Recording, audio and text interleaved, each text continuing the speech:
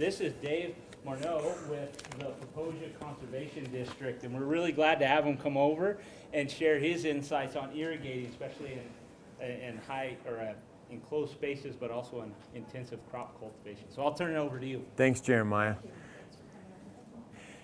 Yeah, I could have been could have came up with a better title than just irrigation. I was thinking it could be irrigation inside and out. So we're going to talk about irrigation, small acreage irrigation. I usually think of 40 acres or less, and a lot of the people here have garden plots, but we also have indoor space. This is my high tunnel in Lander, and you can see we kind of store our drip up in the rafters there in the winter time, and then we drop it down when it starts to warm up. So we're gonna have some interaction, audience participation right out at the beginning here. I want to kind of see what you guys know and don't know. So we're not going to use a cell phone, anything high tech. We're going to use your hand. So I'm going to ask you each of these items. We're going to go down the list, and if it's something that you know well and you don't have a problem with, just give me a number 1. If it's something that you are like struggling with, you're having trouble, give me a high 5, and then like a 3 would be something in the middle. So let's start with choosing the right irrigation system or method of irrigation. Where are you at on that? Okay, I'm a 2. I feel pretty good about it. Oh, we got a 5, we got a 3s. Okay, great. All right, what about proper operation? Actually getting the water from the source to the plant. Where are you at on that? Okay, we got some 5s and 2s. 1's good. 1 means you're golden. 5 means you're a train wreck. Okay, 3, irrigation system maintenance. So it's like you got it going, but you did it 4 years ago, and now it's like falling apart. Oh, okay, we got 3s, 2s, and 5s. Great. Okay, maintaining the water source. So your ditch or your well, you know, where the water comes from. Do you have any issues there? Okay, mostly okay there. And then correct timing of irrigations or scheduling. What about that? Oh boy, that's where we got problems there. Okay, any other issues with irrigation that's not on this list? Okay, so water sources.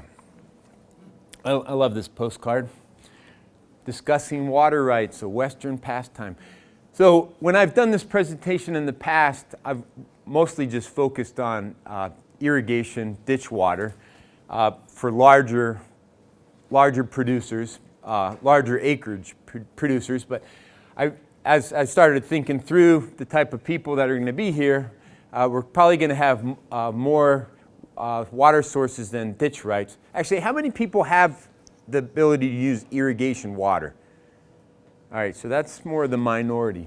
Okay, so if you're using irrigation water, a couple things to be cognizant of. You need to make sure you have water rights. Just because the ditch runs through your property does not mean you have the ability to use that water. And if you're, I know most of you are Wyomingites, but I know I ran into a guy in the hall that just moved here from New York, and so he's not going to know much about irrigation rights.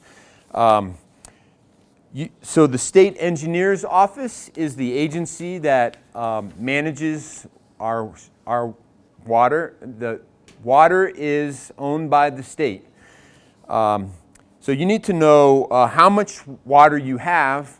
And just to put it in perspective, I think mostly you know this, but the water right in Wyoming is 70 acres, or 1 cubic foot per second per 70 acres. Okay, so, and I'll have some water measurement facts and figures coming up, but so that's 1 CFS. The way I explain to my students that I teach is like a basketball. So it's a cubic foot. So it's a basketball passing a line every second. So when you see it in the ditch, or see it in the creek or in the river. That's kind of a way to visualize it. And one basketball passing every second, that's 450 gallons per minute. So we'll get into more of that, but I don't want to overwhelm you with that right away. Well water is probably a very common way that people get their water for irrigating vegetable, fruit enterprises. Municipal water is an option. It's not the best option because it's going to cost you, but we're going to talk about using water conservation methods. So that could be something that you use. And then pond and rainwater, those are probably more seasonal water sources, but they're something to consider. I have a producer in Lander that has quite a large footprint for his roof, and he has gutters all the way around, and then they all outlet to a pipe that goes into his high tunnel, into a in-ground cistern. So all that snow that's melting off in February, March, April, he's collecting in a cistern in his high tunnel, and then he pumps out of that early on. So on our operation, and by the way, so I'm a conservation specialist at the Conservation District, but then my other job is I'm a producer. My wife and I have Barbie Bar Ranch. We have a cow-calf operation, and then we also have a bunch of gardens, and we have a high tunnel. And we have ditch rights, but right now I'm planting my leafy greens, and so I'm not going to be using my ditch water in the first couple of months. So we have a spring that feeds two of our houses, my in-laws and my family's house, and that's what we're using right now. But another thing to consider too is when we're extending the season, we're going to be dealing with cold. So you're going to have frozen hoses and stuff. So, I mean, in the very beginning, I'm actually using a watering can sometimes, or I put like a 55-gallon drum in the hoop house, and I fill that up during the noon time, and I get to use that for a week or something like that. You have to be creative. But so what I'm saying is you're probably going to want to have more than one water source. It's not a bad idea to have a backup plan. Water quality testing. I think if you have an operation where you've known your water is maybe the same water that you drink, and you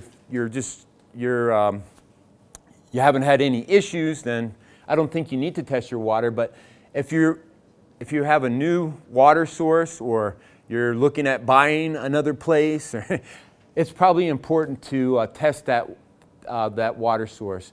Also, if your plants are showing any signs, like any injury on the plants, I think Jeremiah probably covered doing soil testing and water testing will cover your basis if you have an issue with some type of injury to your plant. Did you have a handout? No, this is my handout, so I know what to say. Yeah. So the other thing, so testing resources, the Wyoming Department of Ag Analytical Services Lab, I saw that WDA has a booth out in the hallway. You can use them statewide. They're based in Laramie, and they have a number of tests. Some of the common parameters that you're going to be testing for, so you're going to be looking for salinity or sodium hazards.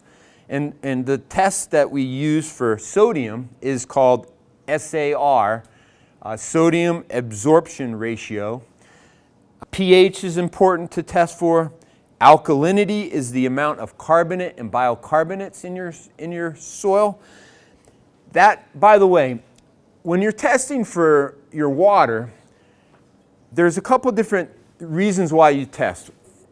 Now, when you're watering your soil, like for pH, for example, you might have a high pH in your water, but the soil is probably going to buffer what you're watering. Unless if you're watering for days, weeks, months, years, eventually your poor water is going to have an effect on your soil.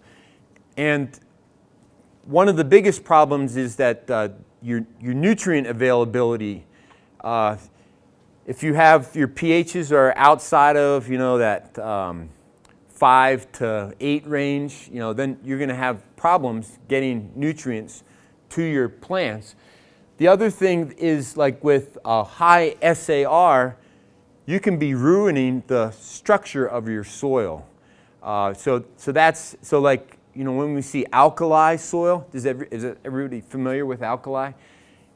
It just kind of breaks down the structure of your soil. And the other thing that water can do is it can build up in your pipes, and it can block emitters and reduce flow rates for your drip systems and micro spray, which we're going to talk about. So your plants may be growing just great, but you decide, hey, I'm going to do drip irrigation, and shoot, it's not coming out anymore, or what's going on here? So if you have some calcite or scale buildup, it could be because of your water source. Now, you may have a water source, let's just say your well. You spend some money on a well, you find, you send it to the lab, and it looks like it's not too great. Maybe it's like a backup source that you can just use when another one isn't available or something like that. So, or you may just want to abandon the well altogether. Interpretation, I found a website. Actually, what I'll suggest is if you just Google Colorado State University, they have a tool, a water quality interpretation tool. For some reason, when you choose irrigation water quality in Wyoming, it doesn't have an option. So you just have to choose Colorado or Montana. But then it has a worksheet that if you get your results back from mostly the labs will give you some interpretation. But if you need more interpretation, this is a tool that will help you. Also, I wanted to mention that a lot of conservation districts have a well water testing program. Carrie, you don't have one though, right? Okay, but there's 34 conservation districts in the state of Wyoming, and we have one. We offer 5 different options. 3 are drinking water options, but we also have an irrigation suitability option and a livestock suitability option. So you can check out your local conservation district for an irrigation suitability test. Treatment options, that's not my expertise at all. In Fremont County, I'd call Bighorn Water. They're the ones that, that's what they do for a living. They treat water. If you have if you're making money on your vegetables and your water's just not so great, you might want to consider doing acid treatment on your water. So injecting sulfuric acid, it's not the best situation. It would be better if you had a better water source. Maybe it's worth you spending the money on your municipal water than injecting some kind of acid material into your system. But if it's corroding your pipes and causing problems, then it's probably an economic option. Our soil has 3 different particle sizes. Sand is the largest, silt, and then clay. And when I give natural resource lessons to the high schoolers and elementary students in Lander, usually what I do is I have 3 balls with me. I have a basketball, I have a marble, and I have a BB. The basketball is a sand particle, so they make big pore spaces. The marble are silt particles. You can barely see them with your eyes, and they're going to make even smaller pore spaces. The BBs are super tiny, and they make very tiny pore spaces. When the pore spaces are larger, the water can't be held in that pore. The pore is very important. The water will want to gravitate out of the soil profile. So sandy soils doesn't hold much water. Silt soil holds more, and clay will hold a lot, but you may have problems with drainage. And our plants' roots need air too. But loam is not a particle, but it's what we call soil that has the right blend of sand, silt, and clay that's optimal for plant growth. Now, if you want to find out what your soil type is, the Web Soil Survey is a tool that the USDA has on the internet. All you got to do is put in your address. They got a map of the United States. Just put in your address. I think it's important to include your city, state, and zip code. And then it'll put an X on a map, and you'll see like your neighborhood, aerial photography. And then you need to select an area of interest. So you can like draw a polygon around your yard or around your garden. And then it's going to pull up what then you select soils, and it'll show you what soil map units you have. Now, I was practicing before I came. If you are in town, unfortunately, it will just give urban land.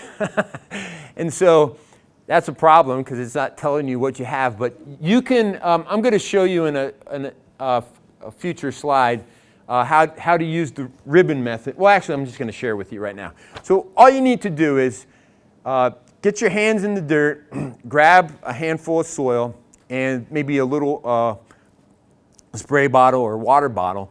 And you want to make a ball. You want to try to make a ribbon.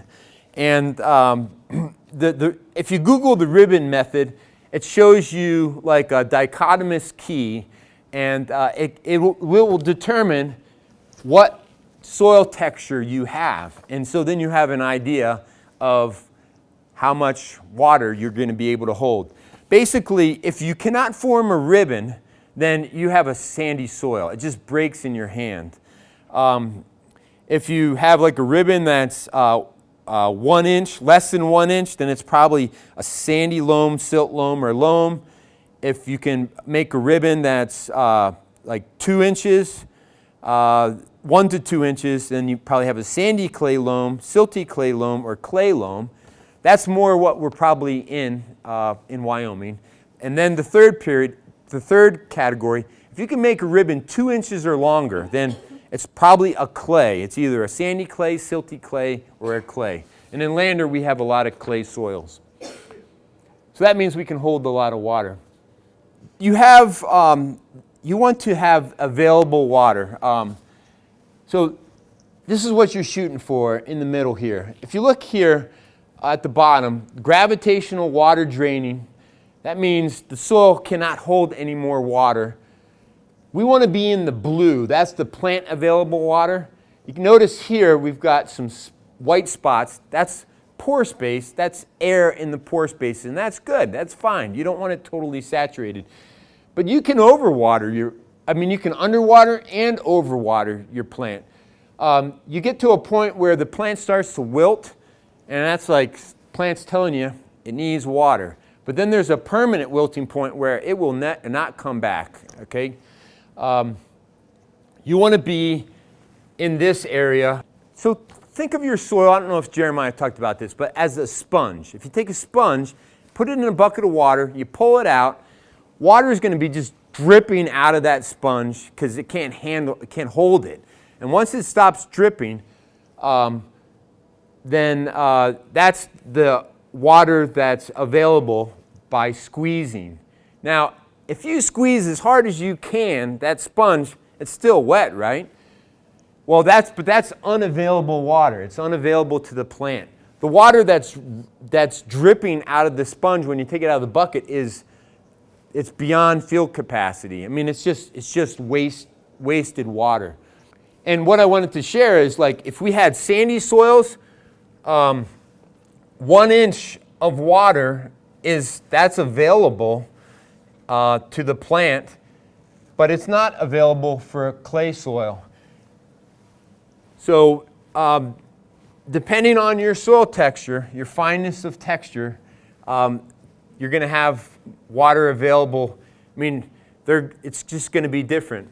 But I think we're mostly in Wyoming dealing with this. We're shooting for loam, and when we add organic matter, that kind of buffers and helps hold more water. That's a good thing. All right, I better keep moving here. All right, let's talk about the timing, the importance of application and irrigation scheduling. When and how much should I put on? That's an important question. All right, how much water? Well, it depends on a lot of different things. It depends on your crop type, the maturity of the plant. Whether if it's just you just planted your lettuce and you're just trying to get it to germinate and start a root. You don't want to overwater. One thing I wanted to share with you, like right now, I'm planting in my high tunnel because so inside you're not getting the snow, you're not getting any winter moisture. Your soils, I don't know if you talked about this, Jeremiah, can be hydrophobic. Did you mention this? So I made a berm because I wanted to. I'm just experimenting. I wanted to raise my ground so that the soil temperature would be warmer for germinating my winter vegetables.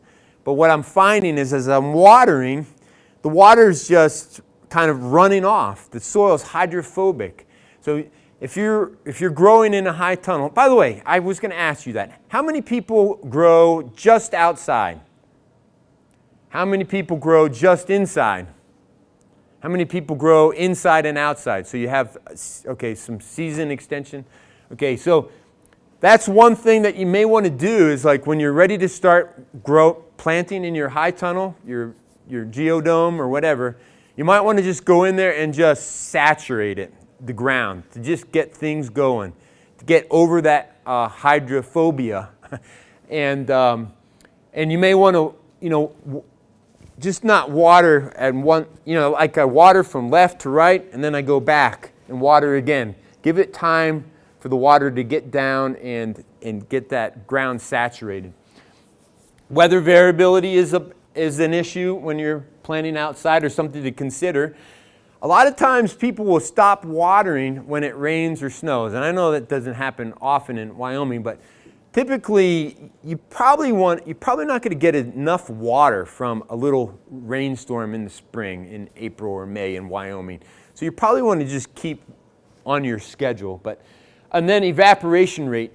Know that Wyoming, just think of, I always think, I'm a science nerd. I think of graphs. I think of an XY axis. Think of a line graph like a bell curve.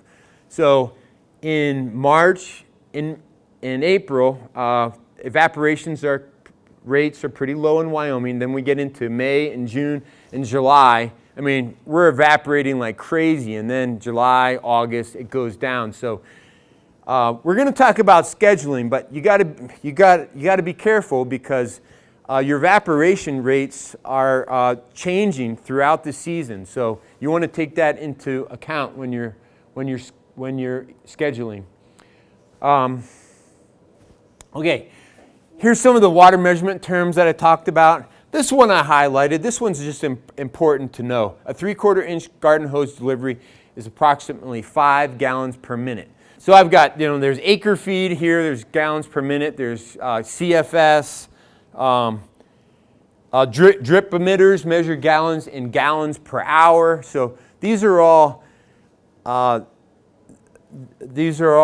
units that you're going to see when you're buying products, and or looking at your pump size, or I talked about evaporation rates, but not only do they change through the month, but they also change depending on which town you're in Wyoming. So Sheridan, this is evapotranspiration, the estimated crop water use, so inches per growing season per acre. And you can look, let's look at corn.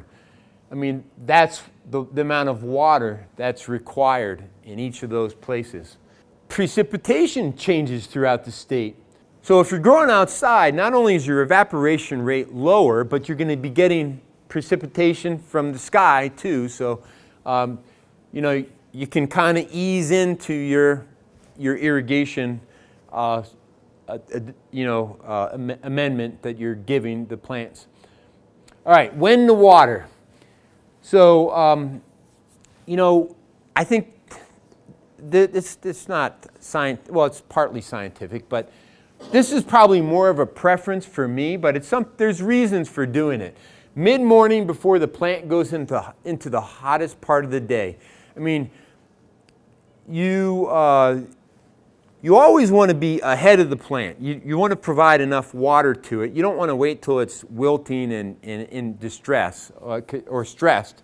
And I find, too, you got to be careful that you could be putting hot water on the plants. If you're using black garden hose, you know, if you're doing drip where you're not watering over the plant, then, you know, you're probably fine. But I've found that we set a timer in our hoop house for probably around 10:30, and I usually use my drip system. I usually do about a half an hour, but I'm going to say this now, and I'm going to say it multiple times. You need to check daily.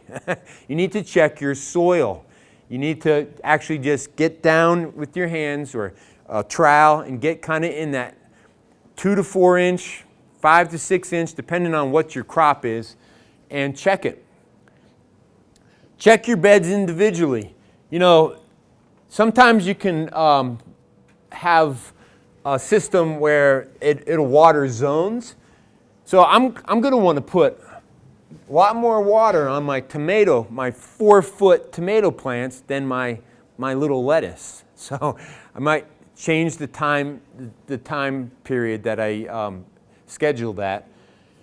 You also need to account for the mulches and the crop type. Oh, and actually the evaporation, so inside, I didn't share this, but you guys know what, so these are vents. In this greenhouse, this was an NRCS high tunnel that a producer bought, worked with NRCS to get this high tunnel. On this end, they have a fan that's pulling air out. And so they have a good method for cooling their high tunnel. I tell most people, your issue isn't going to be cold, it's going to be burning your plants up. It just gets, I mean, already in my high tunnel, it's been over 100 degrees if it's all closed up. So that dramatically affects your evaporation rates in your tunnels, in your season extension. I mean, it's really we've altered the evaporation rates inside compared to outside, and so some people will use they'll put a shade cloth on the outside of their high tunnel, and that'll help. But that's going to change how much water you need to apply to your plants. And then mulches. Mulches, I think, are a great thing to do, and that's going to also change. I mean, you may be watering daily, and then you use a mulch, and you realize, you know what, I only need to water every other day. But you want to get to the soil under that mulch and just feel it and see what's happening there. So this is the feel and ball method, and so you like I said, probably just a few inches, 4 to 6 inches under the soil. You just get that in your hand, and the feel method, it depending on your soil type, it'll give you an idea on where you're at with the chart that I showed earlier, whether there's available water or not. And you probably only need to do this in the beginning to get a feel for things. But I know my father-in-law doesn't know how to work the timer on his hoop house, and so he'll say, Dave, I think we need to put a few more minutes on the timer. So, I mean, as the season goes, depending on the evaporation rate and the size of the plant, we're altering our timers. And I'm going to talk a little bit more about automation, but I think automating your irrigation is a good thing, but you got to be careful because things are changing throughout the season, and you could be overwatering and underwatering. I'm going to just quick go through methods. There's a lot of different methods that you can use. You need to consider, of course, your soil type, your field shape and slope. Now, back in the old days, my wife and I, we had a garden that we did flood irrigation because our garden was sloped, was leveled and sloped, and that worked. I think a lot of people are like, I'm not messing with flood irrigation in a vegetable garden, I'm going to do sprinklers or drip. But if you're starting out and if you're able to do it, that's probably something you might want to consider. But it depends on your field shape and slope. You want to consider, what kind of crops you're using. So, for example, we're using sprinklers on our corn because they're 7 feet tall, and we need to get that water on the crop. So here's the other things to consider. Okay, surface irrigation, again, it's probably not going to be doing wild flood irrigation in your vegetable garden. Gated pipe, that's an option. We I don't know, about 15 years ago, we used to take 2-inch pipe and we drilled the hole that was big enough for a wine cork to plug it. And so we had one 20-foot piece that had, like every 18 inches, had these wine cork plugs. And when we were ready to, we just kind of would, my wife, when she was at home watching the kids, she would just take a couple corks out and then go do some laundry and then come back in and put these 2 corks out, take these 2 out and do that row. And that's something you can do. That works. Some of the concerns are high labor, you need to level the field, requires more water. So you need to consider your set time, the number of gates. This is what I wanted to share. As you water from one end to the other, you might get excess water on one end. You can't just let, the water made it to the end, I'm going to shut it off. It kind of runs downhill and kind of the surface water moves as this profile fills up. But when you get to the end, it's wasteful, but you're going to need to let that surface water go past your garden so that this end gets enough water in the profile. Does that make sense? Sprinkler irrigation, this is probably one of the ways that you're going to irrigate. I put a bunch of different on here, but probably the 4 on the left are probably going to be more for the smaller acreage vegetable producer. And the ones on the right are, so the irripods, that's more for a pasture situation for livestock. And then hand lines, if you're doing a lot, if you've got a big vegetable farm, fruit farm, you might be using hand lines. But I would say that we use a sprinkler cart in one of our gardens. We use tripods in another. These are kind of cool because you can set them to spray how you want to spray. So if you're like in a corner garden, I put a tripod right here and I go and then back so I can do this part of my garden. You don't want to waste that water, and then you're just watering weeds to try to get it targeted to your plants is a good idea.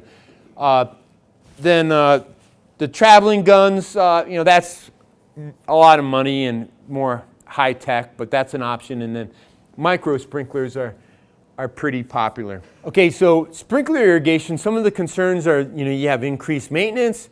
You need to have a constant water supply all the time. Water quality, so if it's ditch water, that could be a problem. You need to find a way to filter that water out and clean it. It's more costly and more labor, but you're saving a lot of water, a lot of conservation going on. You can automate it, and it's useful for irregularly shaped fields, plots, raised beds that you're unable to flood. So you want to figure out a set time. If you have a ditch, right, that water is available 24/7. And so you're going to need to be watering something at night, and you just need to kind of figure that out. I mean, we typically only water our vegetable beds and gardens during the day because we only need a couple hours. And then we'll do shrubs or lawn during, or our hay meadows during the evening. But that's just something that you need to consider. You want to have uniform nozzle size and consistent pressure. Okay, low flow drip irrigation. This is probably one of the methods you're going to use. Concerns are, again, you need to have, a lot of these are the same as sprinkler. You need to have a continuous water supply. Rodent damage, can be a problem. I guess, actually, we'll cover that under maintenance.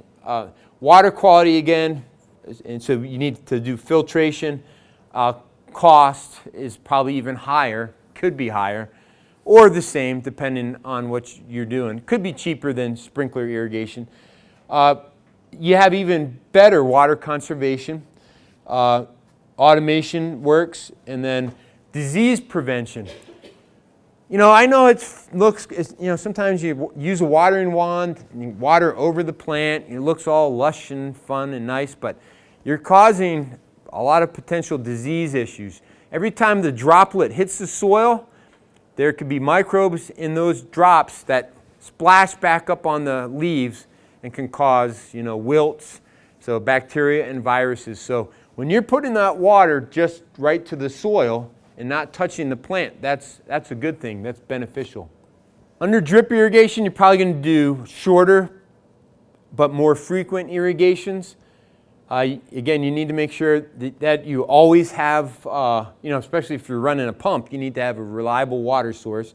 You can automate it. You might want to have a pressure gauge so you know what's coming into the system.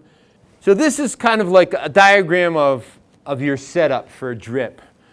And by the way, you want to consider a setup with multiple water sources. So here, this is on a spigot. But for my system, this is the high tunnel wall, and I've got this hookup outside. I can either take a hose from my father-in-law's house and hook up to spring water, or then I have another hose that we've taken the ditch water and put it into an underground line, and then I have a hose there. So I can just switch out. Our water from the ditch comes about May 15th. So currently I'm going to be using our house water or spring water, and then I can. So anyhow, you want to be able to have the ability to hook up to your well or municipal water, or whatever you want to do. But then, and you need to have a valve, of course. A backflow preventer is a good idea. A pressure regulator. A filter is a very good idea. And then some kind of adapter for your drip tubing. Basic surface drip system pressures around 30 psi. Funny or swing pipe is the name of the pipe that you buy for, it's kind of your main line for drip, and it serves as the feeder line. So if you go to a catalog or go to ACE or whatever, you're going to see all these names and all these items that you can buy. The emitters can be threaded into the pipe. They can be punched, or they can be embedded. And what my father-in-law, Dad, and I decided is for our leafy greens that we plant along the perimeter of our high tunnel, we do embedded emitters that are spaced really pretty close. So it's kind of wetting that whole, because we don't have space between the lettuce and spinach. I want to just wet that whole line. But then we use individual emitters for our tomato plants. And those emitters come in different colors. And like the red is like 1 gallon per hour, and the blue is 2 gallons per hour. And so we're getting a lot of water to those plants that need a lot of water. Soaker hose, sure, you can do that too.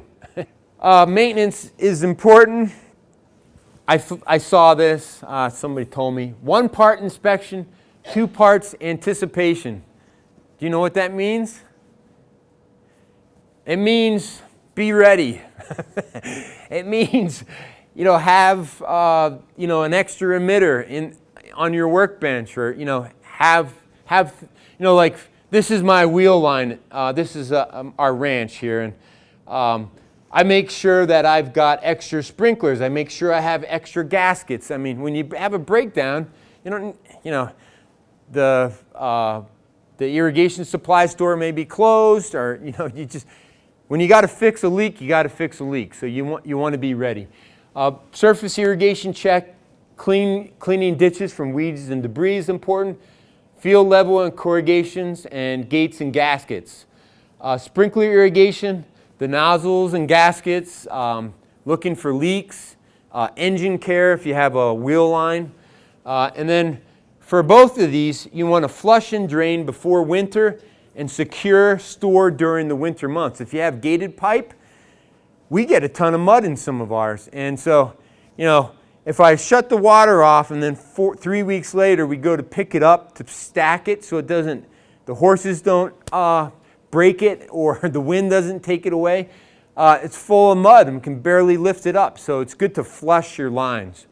For maintenance for drip irrigation, you want to check your nozzles and filters. Remember I talked to you about the scaling, the calcite? I mean, you may find that, oh my gosh, this whole section is not even watering anymore because there's calcite deposits that have plugged up the emitters. Rodent damage. So the voles in Fremont County suck right now. They're horrible. They're everywhere. And from last winter and this winter, they've had so much protection from predators. So I planted a row, like a 30-foot row of leafy greens in the middle of March. And I saw the radishes all coming up. And then I go in there and I'm like, where the heck did they go? They were all cut off.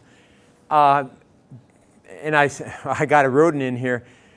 What I've done in the past is I've used these sonic devices that have a really high frequency that you can't hear. But I had it on the one end. I need to do some more research. I think they may only be effective for 10, 15 feet, and they may not be effective for all rodents, but it seemed like it's worked for us in the past. And so I moved it closer to where they were coming in, and then I also set some mouse traps, and I also do some bucket traps where I dig a bucket in the ground and put water in the bottom and put peanut butter around the edge so that they smell it and fall in, or you can put grain in the bottom of a bucket. But anyhow, rodents can be problematic for your plants and for your irrigation infrastructure. Watch for mineral buildup, flush and drain your system. This is a book that University of Wyoming Extension put out a couple years ago, and I think it's available. I know it's available online. There may be still some hard copies available, but it's a really good resource. Technical assistance and cost share. So the Natural Resource Conservation Service, or NRCS, they typically help larger producers. They have federal farm bill dollars that they help people, but they're working with smaller acreage people in our area. As long as they have criteria for like giving points, ranking applicants out, and they have a high tunnel program, so you can get a high tunnel cost shared from NRCS, and then they may help you with irrigation infrastructure as well. So they'll provide technical assistance and cost share, and then local conservation districts. If you don't know Carrie Rogaszewski, she's a manager of Sheridan County Conservation District, and I provide a lot of TA to our local constituents with irrigation systems and design and cost share. UW Extension can help with this. Irrigation or ranch supply companies and local nurseries are all resources for you. I want to acknowledge Caleb Carter. He was a former UW Extension educator, and Eric Watson. I've used some of their slides, and we've worked together on on some of these talks. And then some of this presentation was also adapted from the Wyoming Small Acreage Irrigation Bulletin. Also, Andrew Cassidy is the local district conservationist with NRCS. He helped me with these slides as well. So he couldn't make it today, but I'm give a shout out to him. And before we go, I want 2 questions from you. I didn't allow you, maybe you don't have any questions, but I wanted to get through my talk. Do you have any questions for me? Did I meet all your needs and now all your 5s are going to turn to 1s? Any questions? What's your preference between drip tube or drip tape? Drip tube or drip tape? I don't know. I don't have a lot of experience with a lot of different types. I mean some people like, lay down. Some, I think a lot of them will drain themselves, or some will plug more than others. I mean, it kind of depends on your water. I mean, what are your reasons for picking tube versus tape? It's in a raised bed. A raised bed? Yeah. Yeah. I don't know. There's so many options and choices out there. Yeah. Well, I know. Yeah. Yeah. Well, I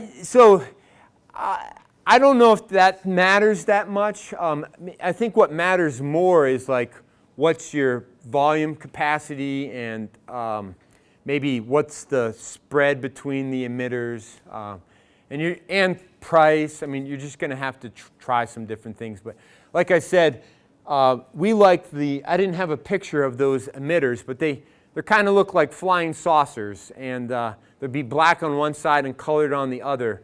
And those, you can even get these like stands that you can either rest them on the soil or they can be like up like this where they drop on the soil.